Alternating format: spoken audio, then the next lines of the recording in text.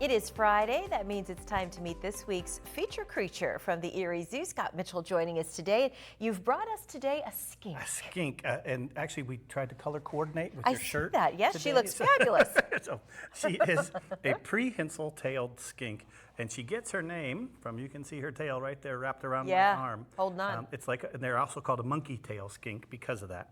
And so they wrap that right around branches or whatever it is, and they spend most of their life in a tree, so they use it as a fifth appendage. I see that. I also see that there's like some of the scales are coming off. Is this a seasonal thing? Yep, a shed, a typical shed, and that's how they grow. Kind of like snakes do when they shed their skin.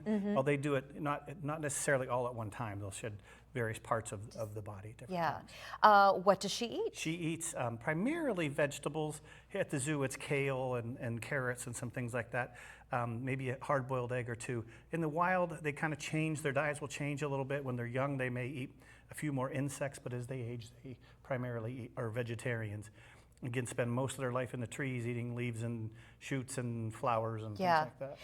One thing, because I can see her so close up, her claws.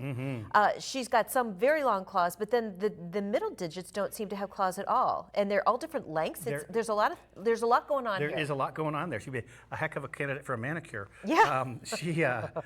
They do have very long claws. That's why I have the big gloves, because she'll dig right in. But you can clearly see. Look at how that one there is very long, and then there's a couple short ones. Yep.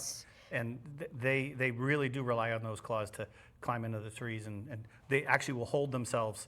If a predator comes at them, they can use them to hold onto a branch. What's inside the mouth there? We got teeth? Big, well, yeah, a little bit, but the tongue is the biggest part of that, as you just commented on. She's got a big tongue that they use to grab the leaves and shoots and so forth that they eat. This coloration is designed to hide them in the trees, as you can tell. Primarily, birds would be a predator for them. The coloration doesn't change, though, does it? No, and they are also called the Solomon Island skink, because that's where they're found, in the Solomon Islands.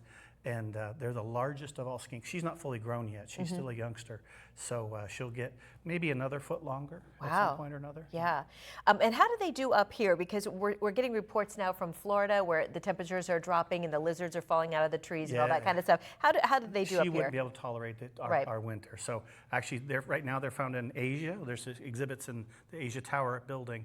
And eventually, once we get to the end of November, we'll cover those over to keep them insulated so that they stay nice and warm. Back at the zoo, we have a mother and a little one as well that was just born this year. And they're born live, unlike other lizards. Really? So they're a little bit different. Yeah. She's very alert, which is interesting, because ever since you've come here, she really has, she's looking at me, especially as I talk, which I find very interesting. Where's her hearing coming from? Right here. You can see an opening right there on the side. Oh, yeah, right I do. There, yep.